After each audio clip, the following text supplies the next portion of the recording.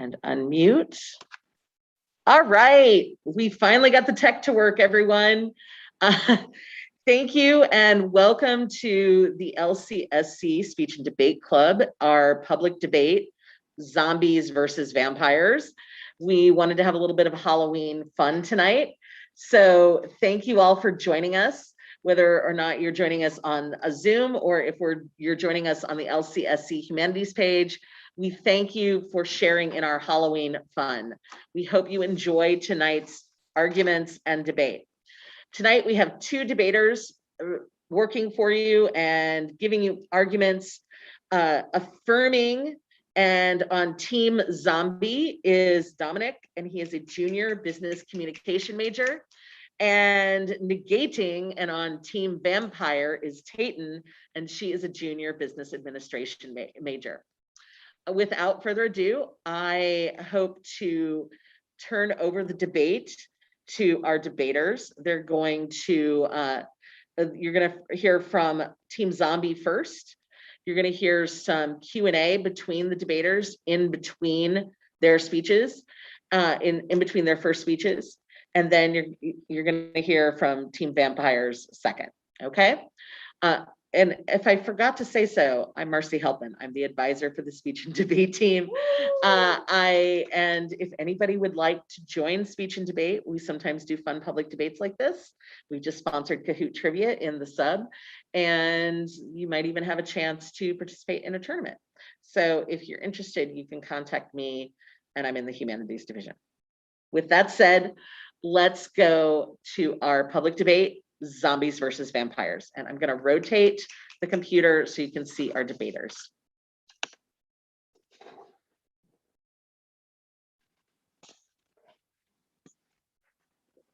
Ready? Mm-hmm.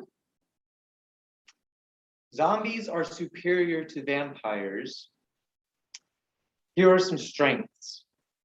Zombie hordes can overwhelm their enemy. Invisible virus is hard to contain.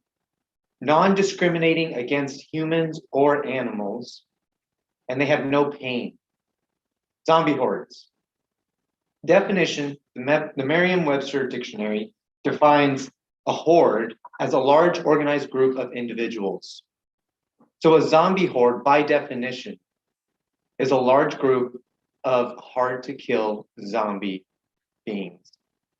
Why is this a strength? Zombie hordes can overwhelm army bases on their random attack methods. They don't attack from just one point. They're not predictable. They come from all over and they create these massive hordes that can overwhelm fences, can overwhelm any barriers, can even, they start to climb over themselves and can begin to build upon themselves, as seen in the movie World War Z. The unseen enemy that everyone wants to underestimate with a zombie is the virus itself. The virus can be very hard to contain, can be airborne and transferable through the bodily fluids. So when you have blood, you have sweat, you have all these bodily fluids everywhere all the time, just about every hard surface will be contaminated with this zombie virus. The New York Times best-selling author of the Zombie Survival Guide and the author for World War Z, Max Brooks, he really gave a good example of how society can collapse in on itself during a massive pandemic, such as a zombie outbreak that happens within seconds. You saw a city collapse in on itself within a matter of hours. The entire city of LA collapsed in on itself. The armies became overwhelmed. The police force had no time to organize themselves against a horde of zombies coming after them. And this perfectly shows that a horde of zombies with an easily passable virus is very hard to defeat. Now, animal zombies that everyone wants to disregard, the animal zombies can be more of a threat because that's humans' primary food source. If you can't contain the virus to just humans or to contain it and find a vaccine, then all your animals are going to be contaminated. Your meat supply goes away. You're going to be plant-based. Well, good luck trying to plant vegetables when you're constantly looking out for a horde of zombies coming after you. A real world disease that occurred in 2003 and continued until 2006 was mad cow disease, which caused in short, it was cows consuming feed containing cow parts. The symptoms included trembling, stumbling, swaying, and behavior change. Now, we were able to find out why this was happening and we alleviated it, but it doesn't change the fact that there was a disease that happened and it affected our food supply, and we saw repercussions of that within the market and how fecal our market really is and the economies are on our food source being healthy and sustainable. If zombie virus can attack animals, our food source would be affected on a wide scale and impossible to contain. You wouldn't be able to contain it to the fish. You wouldn't be able to contain it to just the cows. It would be every single animal, every dog, every cat, every fish, every bird. And that's all. That's all I got for now. Alrighty. Well done. Good start. I have a couple questions for you. The first one, you said that your definition that you found in the Merriam-Webster's dictionary, you said that definition included the word organized. But in most popular zombie media, they lack organization. So do you think zombies should still be allowed to be referred to as a horde? To clarify, the Webster Dictionary defines it as a large, unorganized group of individuals. Sorry if I misspoke. No worries. You often use the term zombie in relationship to being caused by a virus, but viruses are curable. So do you think that zombies would really be that much of a threat with modern medicine? It wouldn't if time is no longer a factor. But if the virus limits you on your time, then it would be a factor that it would almost be obsolete. Okay. The science would be. Would you consider a horde of zombies to be something that a horde of zombies that can tear a city apart in a matter of hours? Would you consider that more shock and awe, or would you consider that something fear? Shock and awe. When people start to see what's happening, they have to try to put the pieces together and clues what's happening. And then they have to try to come up with a plan and combat that threat that's happening. You spoke about how mad cow disease caused by cows eating other cows made them sick. So would that follow through with zombies as well? Because they would be humans eating other humans. Yes, it would, yes. I have no further questions. Okay. All right, would you mind starting the timer for me? Appreciate you.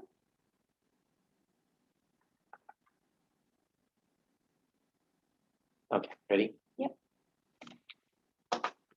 Zombies and vampires. My opponent has made several great arguments about why zombies are the superior monster, but I don't think they're quite enough to truly win that title. Vampires are the dominant monster because of three main things. They are widely popular, they are incredibly spooky, and they would, yes, win in a fight. Popularity. What makes vampires so popular, and why have we been obsessed with them since their indoctrination? And I think that's the idea of immortality. In a article on Wired.com by Angelita Watercutter, Why We Just Can't Quit Our Obsession with Vampires, she talks about how the immortality, the draw of immortality, is something that obsesses with us. We are made to die, so we want to try and how can we leave a legacy? But immortality takes that fear away. She also talks about how the undead beauty of a vampire, which we have focused on a lot in today's modern media, is something we are constantly obsessing and striving over. The very idea of compulsion, one of the vampire's powers to draw someone in and lower their defenses so they can feed on them. Which leads me into the topic of why vampires are just that spooky.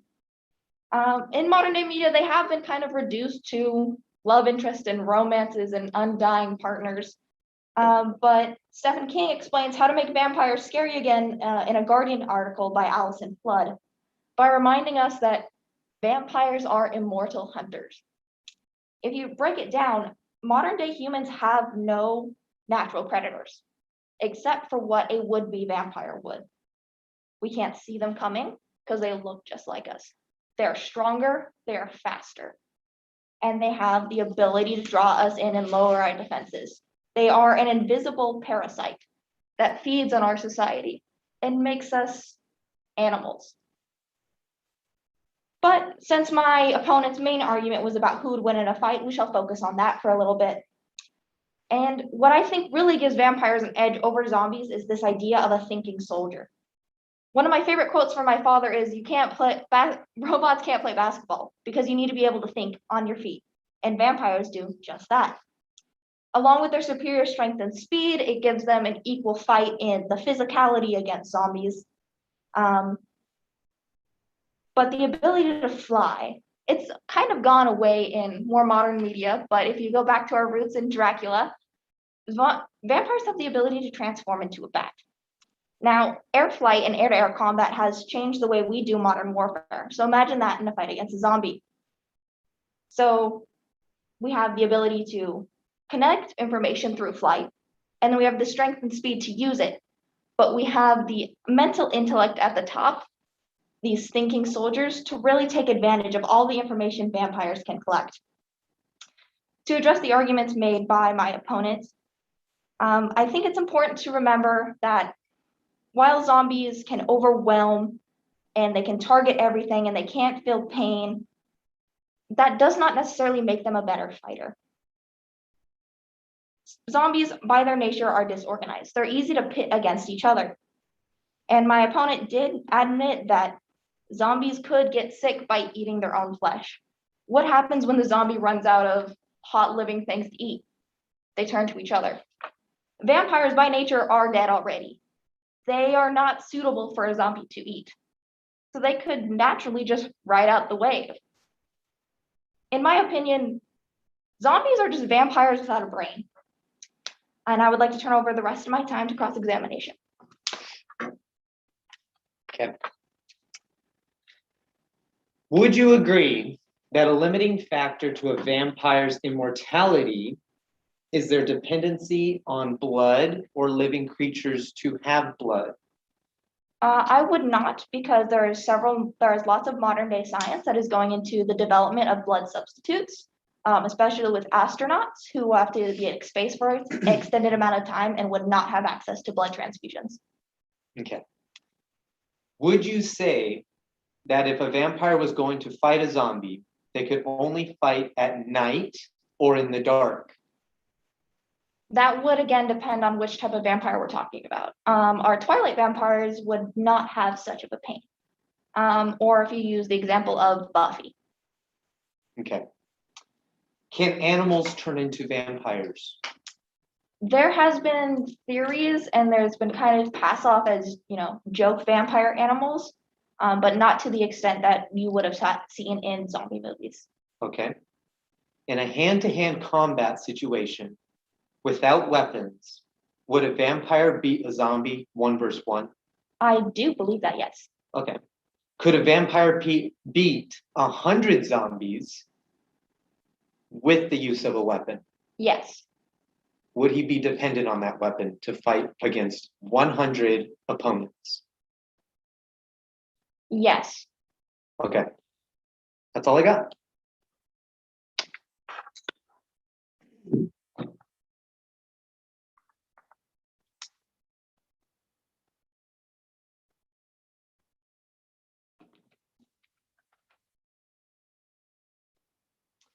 To restate my original claim, based on the information that Tayton just gave me, zombies are clearly superior for these reasons. The food source. You can't get around food that humans need and vampires need. Vampires are dependent on having a pre-established organization and pre-established laboratories and the research equipment to make that fake synthetic blood. That can't just be done with secondhand equipment. That's high dollar equipment that a lot of research needs to be done and invested into.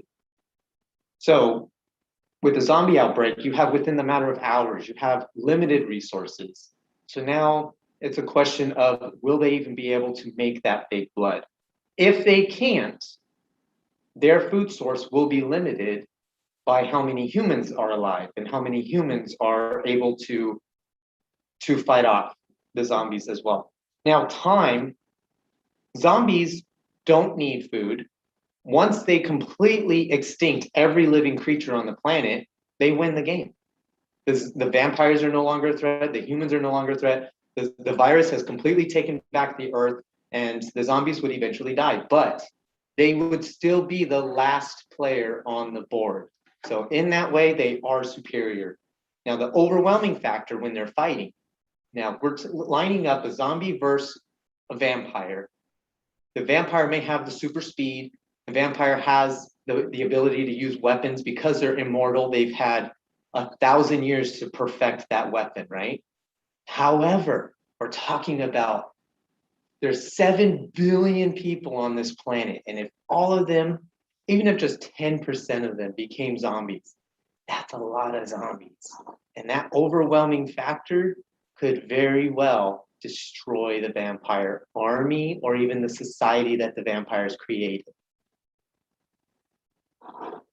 And I'm done.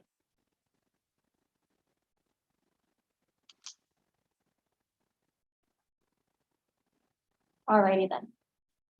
To close out my argument for the evening, I would like to start by thanking my opponent. You've done a very wonderful job this evening. Thank you.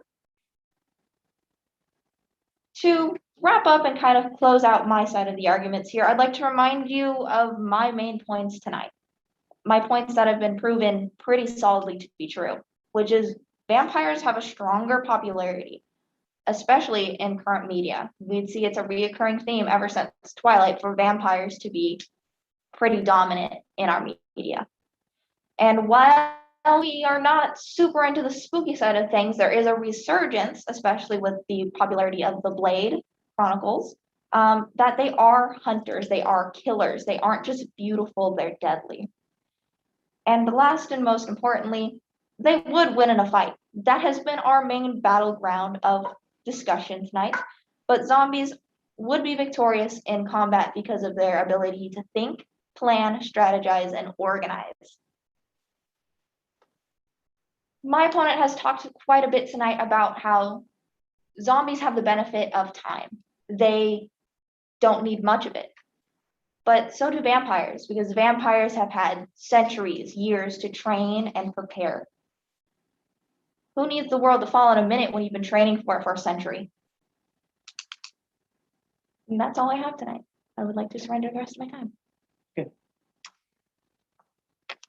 And is that it? Or do I get one more? If you want one closing argument, you can have Okay. it. So for my closing argument, I would like to state that it's not a popularity contest who the vampire has a more following or the zombies have a more following, because the CDC has implemented a zombie apocalypse scenario training for the US military. So let's not forget that if the US government is willing to believe in this legit threat, that the zombies could happen. And if it does, we should have a contingency plan. I don't think they have a contingency plan for vampires. So with that, the popularity would definitely go to zombies. And I rest my case. Thank you for your debate. And thank you, audience, for being here. Thank you to our debaters. Thank you to everyone that tuned in. Thank you to everyone that watched our debate, tonight, or maybe watched it at a later time, since we are casting this to YouTube. It should stay on YouTube for a little while. Thank you for joining in our Halloween fun tonight. I want to give thanks to the Humanities Division for all of their support, and a special thank you to Leilani, our admin assistant, who always helps all of the clubs and organizations make these things happen. And she helps us with all the technology stuff, and just, she's wonderful. So thank you to the Humanities Division for your support. Thank you to Leilani. Thank you to all the faculty. in the humanities division who might be sending their students our way. And thank you to all the students who tuned in. And I hope you have a really, really wonderful weekend and a happy Halloween. Thanks all. I'm ending this meeting now and signing off. So have a good evening.